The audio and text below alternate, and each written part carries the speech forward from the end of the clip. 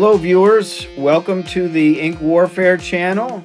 Today I will be inking my pencil drawing of David Katzenbogen, otherwise known as Bazooka, in the G.I. Joe toy line. According to the website 3djoes.com, Bazooka was released in 1985, and I've had this figure since then. It's part of my boyhood collection. As I mentioned in my last video, G.I. Joes are were my favorite figures growing up, and I had a lot of different toys. Today I'm drawing on Deleter comic book paper. Like I had said in previous videos, this paper is fairly thin, and it's an 8 1/4 by 11 3/4 sheet. I don't recommend doing a lot of penciling and erasing on this paper. Now I'm going right in with my inks, but my light source is going to be this explosion coming out of the missile launcher, and then that's going to project light towards the head, and I'm also going to be picturing my light source coming from, same as last video, slightly up and to the left. Right here I'm using this Japanese brush pen. I can't tell you the manufacturer's name because the packaging is all in Japanese, I believe. I bought it at Michael's. Oh, it's a Bimoji brush pen. I'm pretty happy with this pen. Also, I'm pretty happy with the fact that I got it for $3. For whatever reason, Michael was clearing them out. They were also clearing out their Pentel brush pens, so I got an extra one of those. I don't know if the Michael's near you, wherever you may be, is doing the same. My only complaint about these brush pens is that the tips are very pointy. It's not really a complaint. It all depends on what you're doing, what you're inking. It'd be nice if there was and maybe there is, a rounder tip brush pen. It helps you like fill in a space quicker. Like you can flare it out a little bit more with that rounder tip. With the pointier tip, you kind of have to be careful how you start, and you can't fill right away. You kind of have to start and lay it in. There's a technique to it. As we get further in this video drawing the face here, I kind of became a little unhappy with the nose, and coming up I'll be whiting that out a little bit. This is kind of an up, a low view angle. It's a little bit tricky to get right, and hopefully by the end you'll think I was successful at it. Right here I'm using a Tombow Fudenosuke brush pen. That's probably my main go-to, especially new ones. The new ones have a really nice tip on them. Now, Bazooka, he has that, I think the action figure more than the card art. He's got a little bit of a Fu Manchu style mustache, a real shaggy mustache. Now I like to give my characters, when I draw, a more pronounced cheekbone and jawline, and then I like to give them fairly pronounced oculi muscles. They're the orbital part of the muscle that surrounds the eye.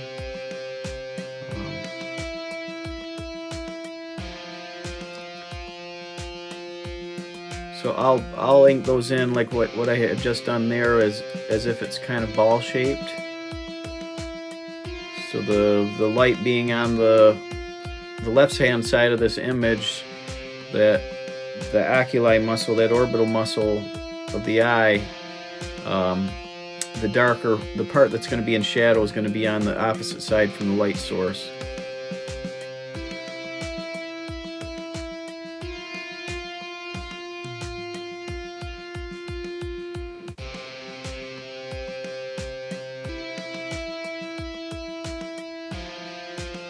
So one of the cool things about his helmet, it has that cloth covering, so it's not like a steel helmet. I mean, underneath it, I guess it would be if you were a real soldier. But conceptually, his helmet is steel underneath with this cloth cover on it. So I wanted to make sure that texture of that cloth came through in the inking. You know, it's present in my pencils too, but I don't know if you can see it as well.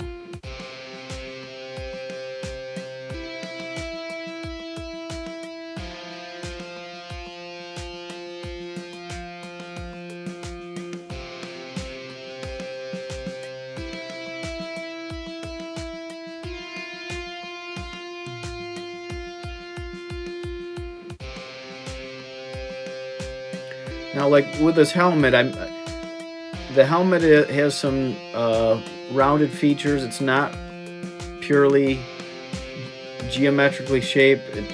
But you want to keep that in mind when you're in anything. When you're thinking about, well, how does the light hit it? How does my shadows fall? What's in shadow? When I go to create my values, it helps to break things down more geometrically, like square them just mentally, either in your pencils beforehand or directly in your inking. You want to keep that in mind, that, you know, like his helmet, it is round, so if you can keep him, you know, when you're rendering the shadows and values therein, like that, okay, if this was an egg shape or something, how would I render the shadows? Because you know, I like something like this, I didn't use any kind of reference other than I did have like a pose that I used, but a picture that I took of myself, but it you know, I wasn't wearing a helmet, and I don't have a Fu Manchu mustache. I have a beard, and so those things have to be created from memory, and I don't really look like Bazooka at all.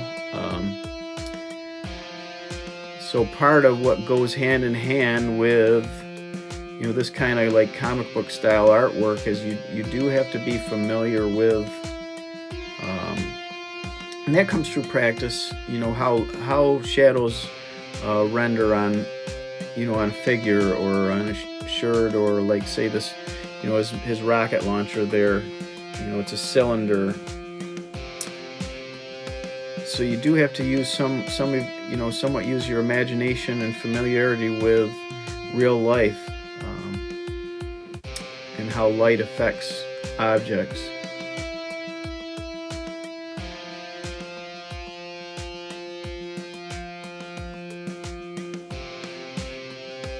But you can break down most of the, so like right here, just to break my train of thought here, I wasn't really happy with this nose, so I'm going in with the Posca pen and whiting it out, because I just didn't like it. I think it looked too, you know, the head's kind of tilted towards it at an angle to the left, but the nose looked a little bit too straight on. I didn't like the nostrils. So right now I'm waiting for the Posca with the white ink to dry a little bit. You have to be real careful with Posca pens on this paper. The paper just tends to warp when you use too much.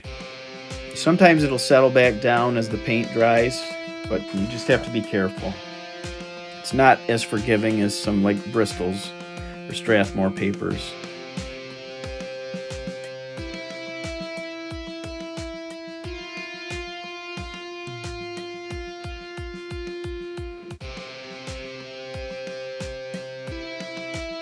I really love drawing forearms. Right here I'm just blocking in the areas that I'll go back in with an ink pen and fill in, and not have to use so much of my my ink from my Tombow pen. Not that the Tombow pens are super expensive or anything. It's just easier to fill a large area too with your, like a brush pen.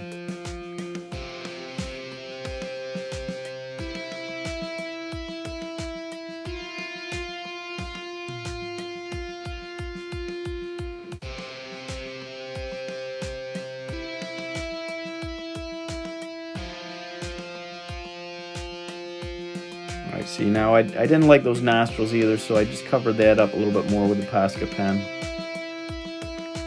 Something that kind of looked acceptable with my pencils, but then when I started laying inks down, I just wasn't happy with it.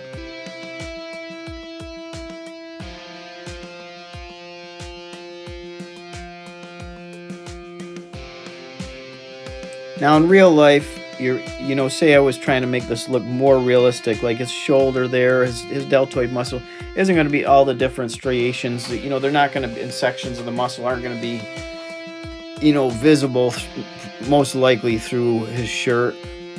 But this is kind of comic book artwork, so we can take some artistic license with it. Because in the end, I think people want to, if you're a fan of comic books, musculature go hand in hand, with a lot of comic book art and comic book characters, and that's kind of some of the appeal that comic book characters have. We want to see these guys with these bulging muscles and larger than life characters.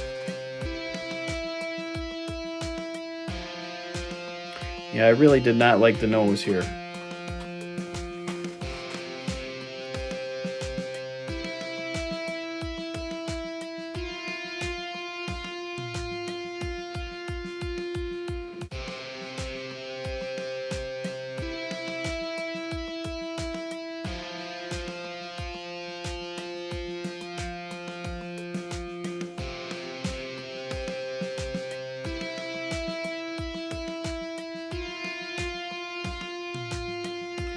I'm going to put the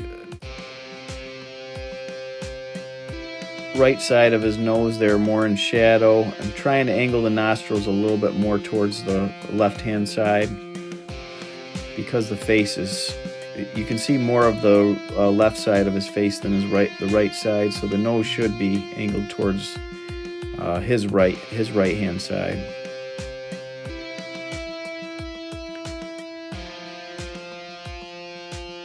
Like I've said in my previous video, I tend to get bored with just one area, so I do jump around.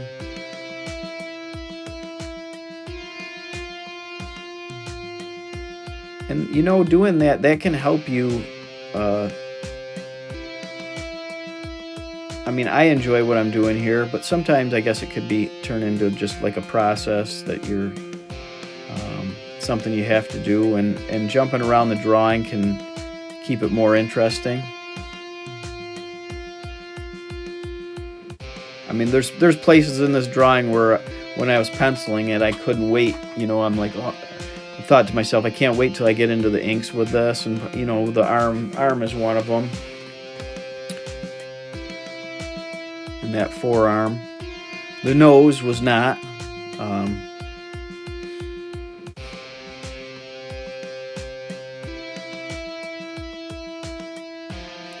So if you notice, I am starting to draw some speed lines there where the rocket launcher is going to be pushing his hand back as it fires,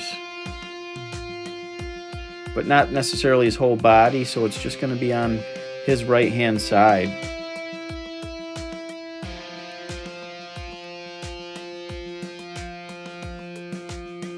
Now, if you're going to be firing off missiles out of rocket launchers all day, having big hulking forearms is gonna really help out, I'd imagine. Not that I've ever fired a rocket launcher.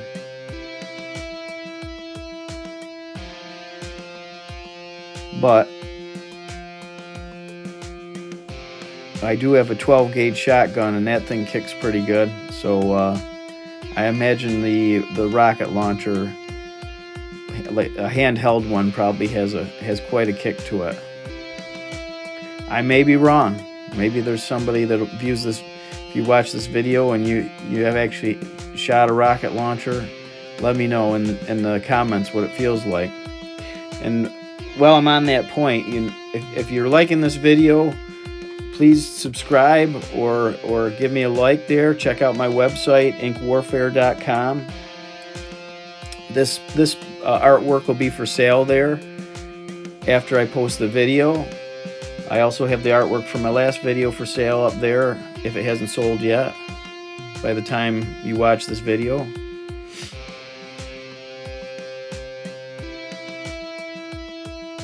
And I'm open to doing commissions if you want to message me through my website, and there's a particular G.I. Joe character that you'd like a drawing of, feel free to reach out.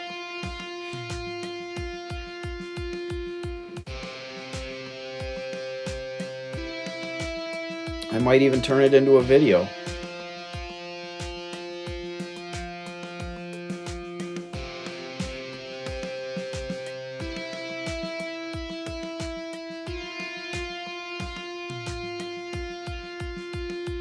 I can't remember. Maybe I'll look it up here. Can't remember why. There was a reason why Bazooka had the number 14, I believe. And I can't remember what it was.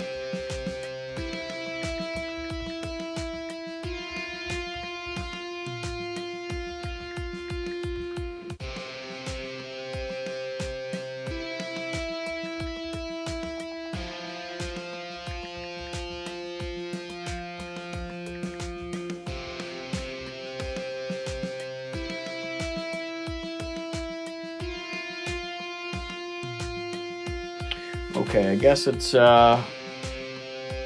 wears the number 14 because the character designer Ron Rudat was a Patriots fan, and Steve Grogan wore that number. It was the team's quarterback in the 1980s. So there you go.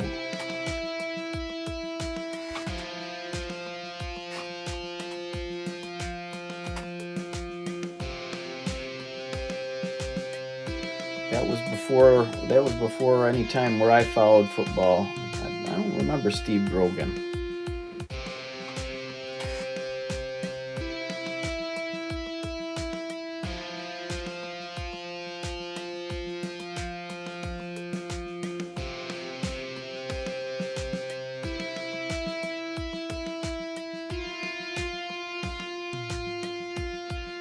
Now I put some hair on his forearms there because I imagine, you know, just looking at his mustache, that Bazooka probably is kind of a hairy guy. He's, you know, like all the Joes, they're well, not all of them are manly, but some are more manly than others, and I would say that Bazooka kind of comes off as more of a manly character.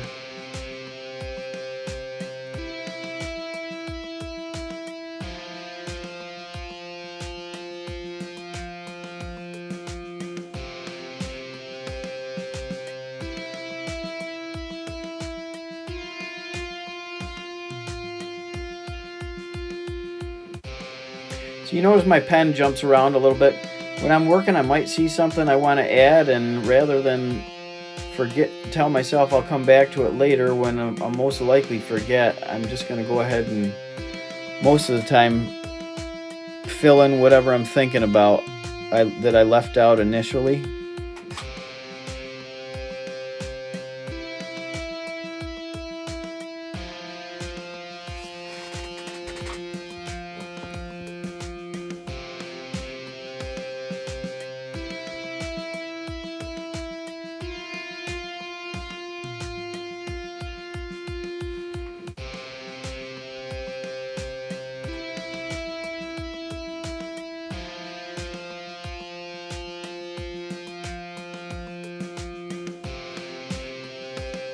That's also why the jersey is red, white, and blue too, because the New England Patriot colors.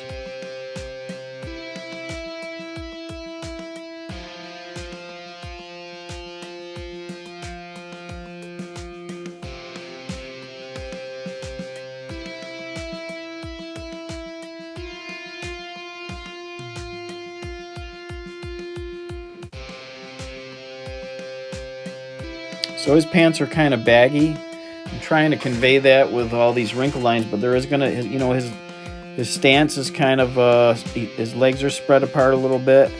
He's got his feet firmly planted because he's I think if you're gonna fire a rocket launcher, you're gonna want to have your feet planted pretty well. So there's some tension in the fabric there.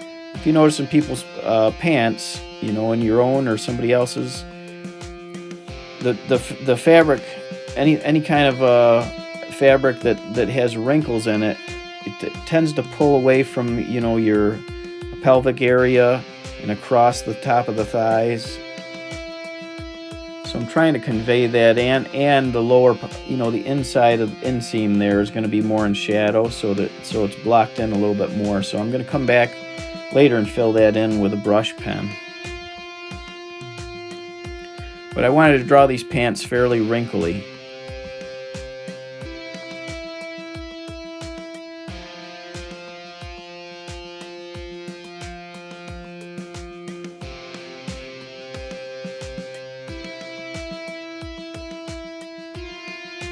Now right there, there's a high point on the top of his thigh there. That's why I feathered those lines in there.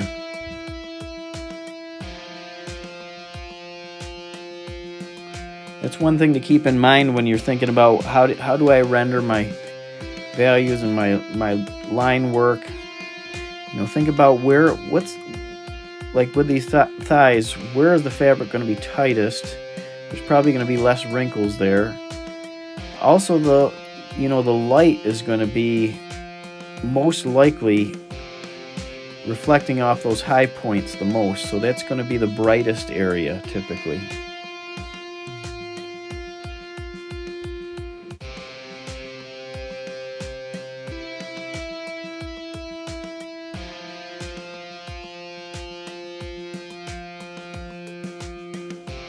Like down here in his inseam, it's not going to be the brightest area. That area is going to be more in shadow. I could have made it probably a little bit more in shadow than I did.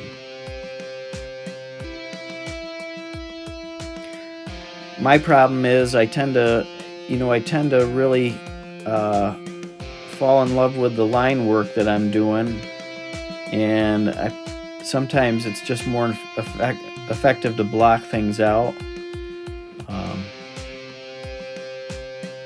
There's no right or wrong there.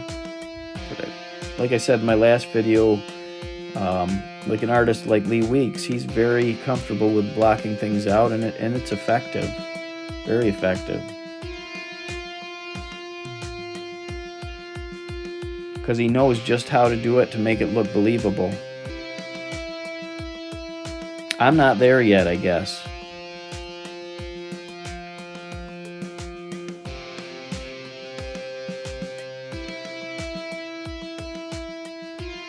All the little detail that I add makes me feel more comfortable. And the idea of blocking something out is a little bit more challenging to me.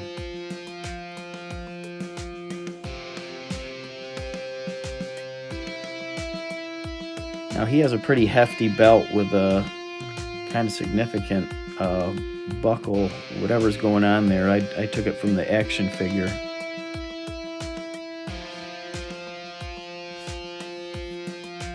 I'm just feathering in here, like, some of the fabric. I'm using these parallel lines here to kind of just convey. If I was shading it with a pencil, I'd be using the edge of my pencil, but here you can add value just with your parallel lines, however thick or thin you make them.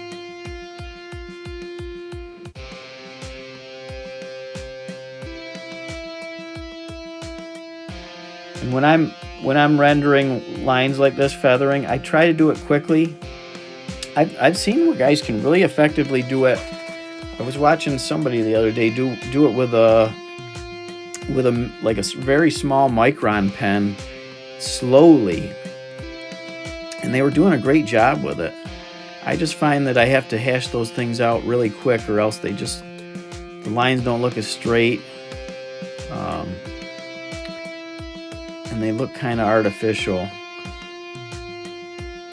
I just get better, my own personal technique, I get better line work if I feather a little faster.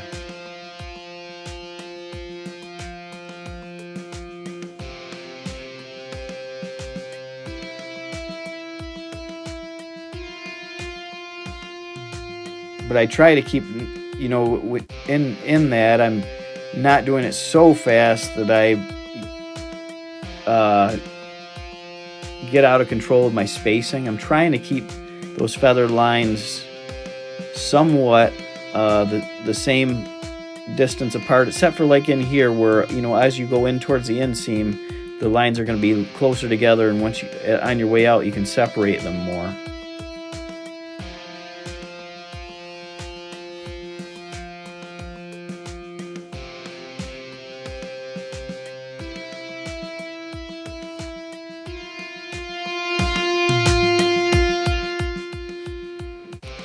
One thing that you really need to remember when you're doing something that's more like comic book, cartoony style, is that it's okay to outline things too.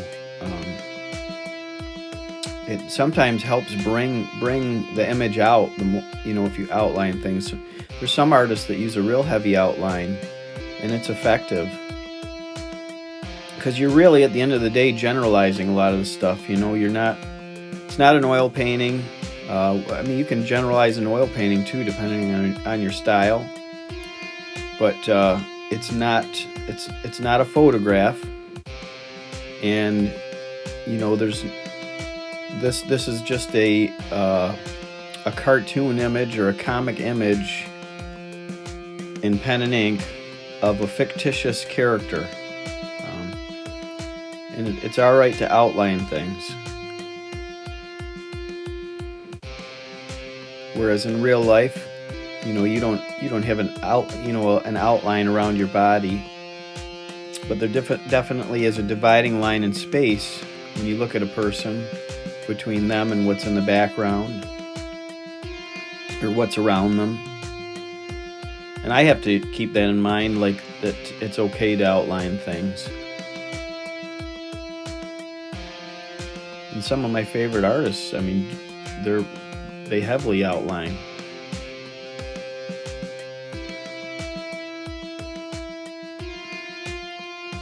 Sometimes an effective outline, the way like in this image, the way the belt's outlined, the way his pants are, his torso, that can speak more sometimes than how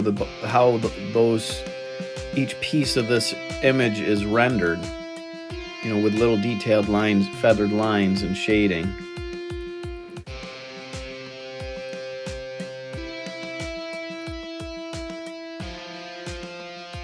My last video I didn't speed up like this. I just thought that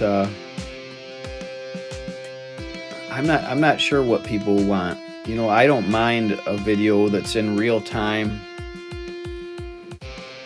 Like I was just watching Jim Lee the other day drawing Mr. Terrific. That's in real time. I think that was on VZA, a YouTube channel. I don't mind that because I'll put those on, and I might draw something else or be working on something, my own. And Jim Lee gives his little commentaries. Sometimes he doesn't talk at all. Same with other artists like Daniel Warren Johnson. Sometimes there's a lot of dead air. So I'm not sure what you as the viewer would like to see most. Real-time streaming type video, or a quicker video like this where you can kind of pound through it. It is a over 40-minute video, but it'd be a lot longer if I hadn't used the high-speed video here.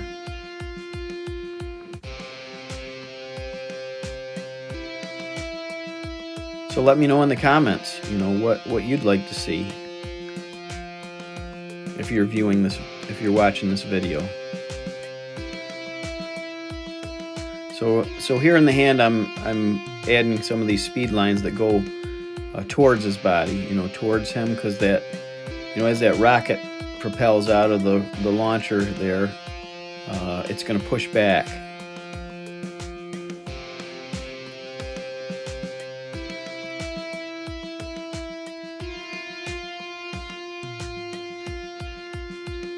Adding a few veins there to his hands.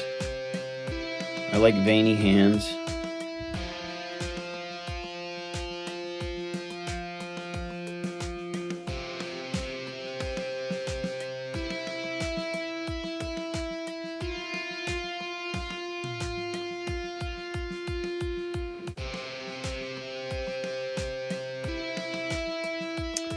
The other day, my wife and I were on vacation, and I stopped in at a local comic shop in the area where we were staying, and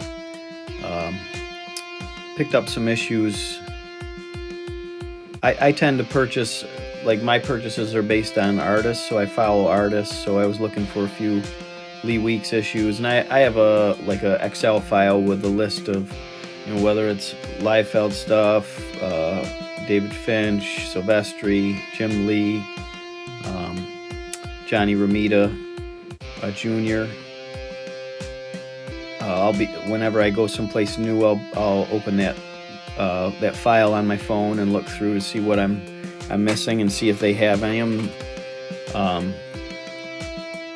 And I was able to pick up. There was a Superman miniseries Convergence series that Lee Weeks did. Superman, Convergence, Lois and Clark. I think it was the introduction of. I didn't really realize this. That's not why I was buying it, but it was the introduction of their son. So the second issue was worth. I think that was the first issue with him in it.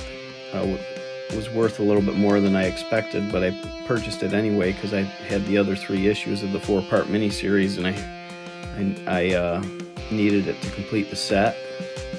But I also, some of the current stuff that I like, or would be like, I really like the work that Nick Klein does on the Incredible Hulk. He's really, if you check out some of his early work and where he's at now, man, he's he's come a long way. And man, I don't know, his musculature or the way that he draws the Hulk, I think his style will go down with some of the better Hulk artists that have throughout the years, like Dale. I think it's Dale Keown. I might be pronouncing that wrong, but he's one of the quintessential Hulk artists. What's his name? Bennett, that did the Immortal Hulk. I think that he did a really great job. I can't remember his first name.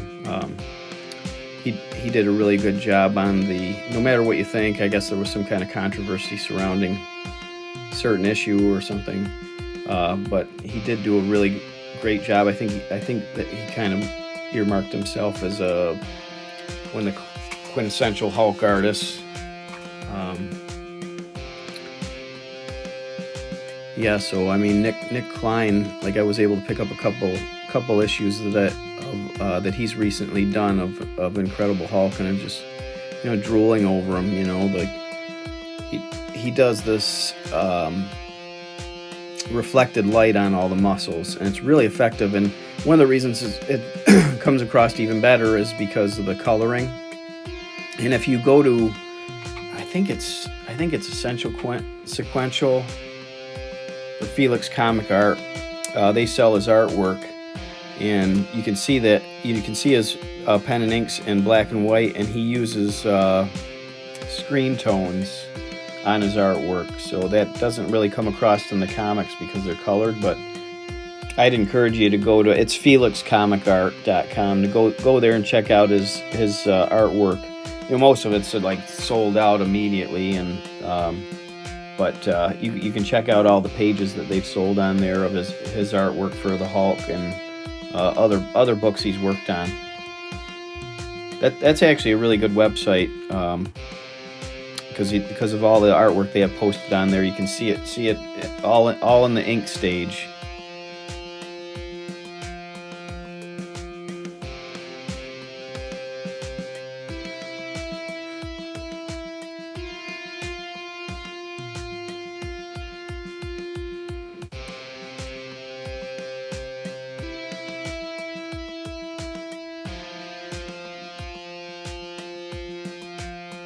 So the underside of his missile launcher, I've blacked out just because it is going to be pretty much in shadow. The light's going to be cast, right where that rocket's coming out. It's going to be, the light's going to be fanning away from that point, but not so much cast because the tube of the rocket launcher is right underneath the light source, it's predominantly most likely going to be more in shadow.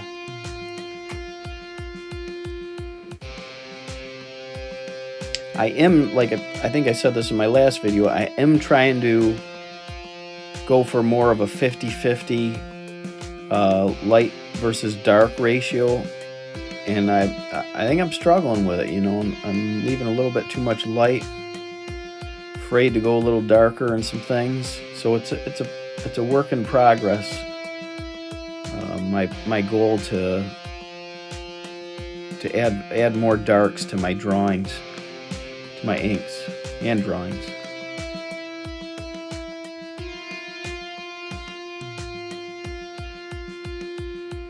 Now if you up at the top where that rocket's coming out, I added like some like debris and splatter there that just helps add motion. I'm going in with a Bazooka pen here to add, kind of accentuate some of the speed lines.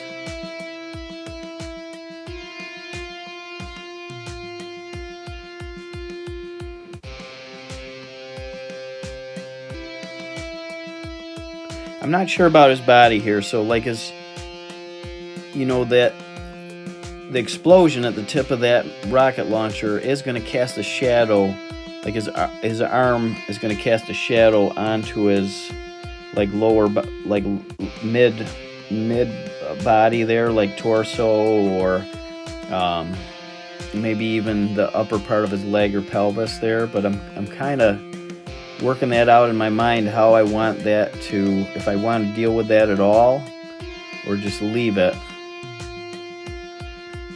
because I like the way that I inked in the pants and the belt and stuff, and I really don't want to cover that up.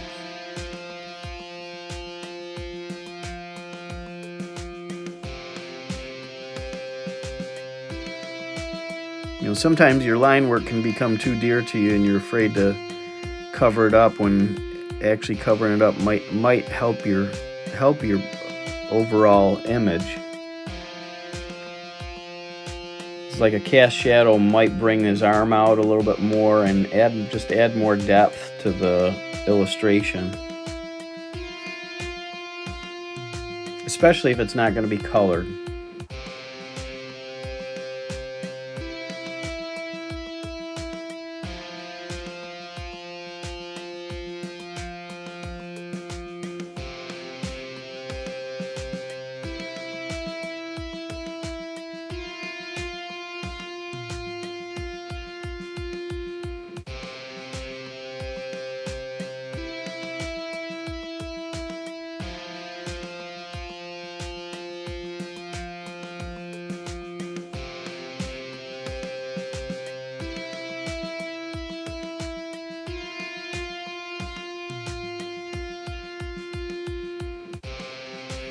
While I was on vacation, we the house we stayed in had a Netflix account, so I think they had just added Craven to the Netflix list of movies. So my kids and I watched it.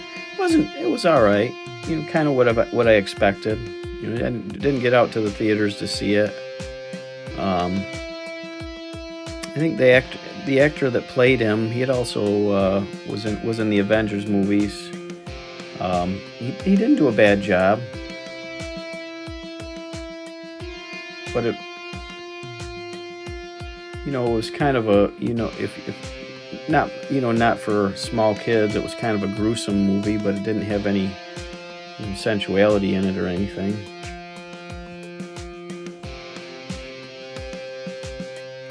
Just blood and gore.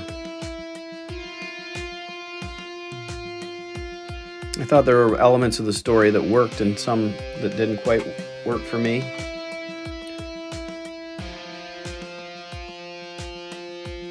But I wasn't really expecting it to be Citizen Kane either, so I think that sometimes people have high expectations for some of these movies, and it's about a comic book character, it's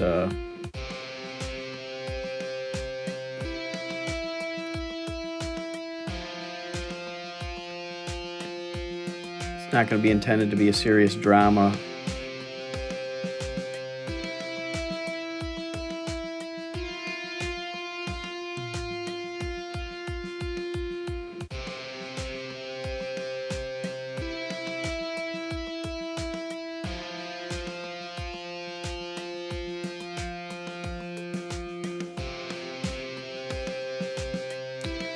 So I kind of just gave the impression of the fins at the base of the rockets there, and then there's the tip of the rocket.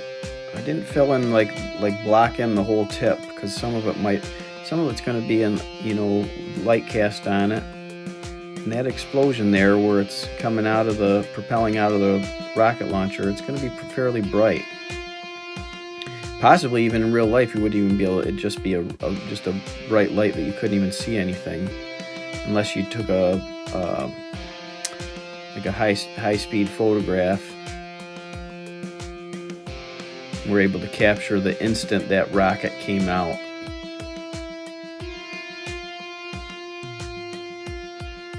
So right now I'm just kind of working on a, you know, when you're finishing a house, there's a punch list of things, or a project, you know, like a construction project or a project you're working on at home. There's a punch list at the end, those little things that you've been putting off.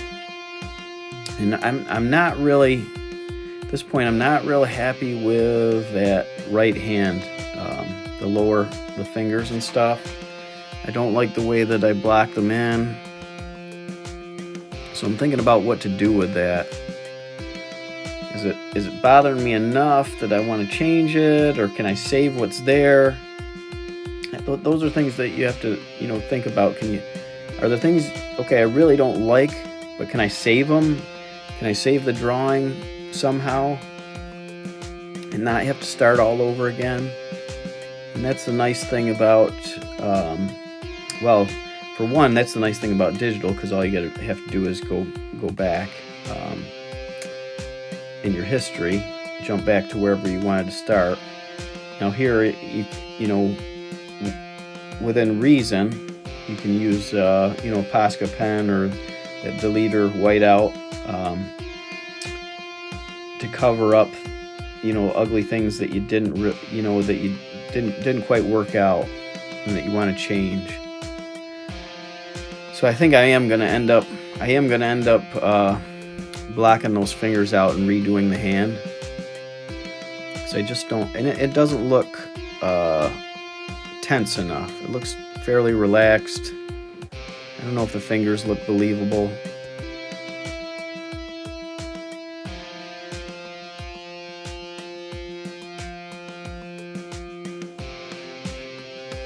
So I'm erasing my pencils, and then I'm going in with this Posca. I've got that thicker Posca marker, and it tends, especially on this paper, it tends to pick up some of the ink, so you have to go over it a couple times. So what I did here is I whited it out, I waited for it to dry, I used my sketchbook to kind of sketch out the fingers in a way that I was more comfortable with. And so I'm inking them in here freehand, because once you use that Posca pen to pencil on top of it, you won't be able to erase your pencils, so you pretty much have to freehand the inks in. And I'm just basing it on my pencil drawing that's next to it on my sketchbook. I think you noticed I didn't shoot this all in one take, so that's why the sketchbook jumped in on the left-hand side there. And actually, I worked on this somewhat before my vacation, and then when I came back, I finished it up. So it was not shot all in one take. I'm sorry. Sorry to disappoint you if you if that's a deal breaker for you on this liking this video. But yeah, sorry I did break up this recording of this video. And the stuff, you know, it's time. Sometimes I don't have a couple hours. I might only have a half hour to work, and I've got a family, so I need to eat, things like that. There's things that I need to do around my house, and I'm doing this all on my days off, so it's not all going to be shot all the time in one take.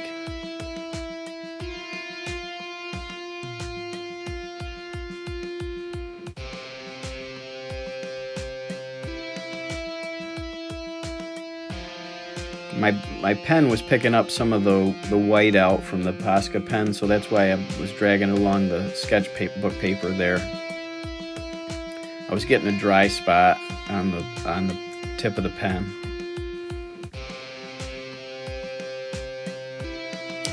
So here I was working out how I was going to create a little bit more shadow here under the arm.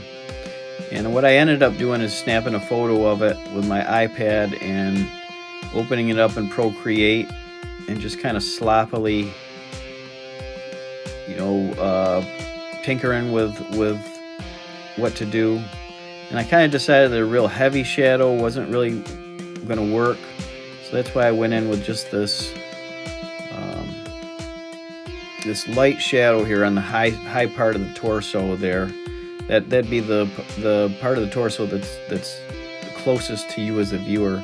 And then I'm adding a drop shadow that his wrist would be and hand would be making down the barrel of the rocket launcher. Now I'm getting down to the end of the video here. For the sake of time, you'll see here in a few minutes that I did add some lettering to the background. I added a boom. And I didn't include it in the video. Maybe I'll make a separate video about it, but the video was starting to get kind of long, so I didn't want to. I'm trying to keep these to kind of an hour, maybe less than an hour. Maybe that's not what people want, I'm not sure. But I didn't include it just for the sake of time. But you'll see when I cut away here, I'm just fixing some of the. I added a little bit more darkness to this explosion here, like some contrast. But right here, it's going to cut to some lettering I added in the background. In my next video, I'll be inking pencils I'm working on of the character Blowtorch. If you like this video, please subscribe or like, or check out my website, inkwarfare.com. Thanks for watching. We'll see you next time.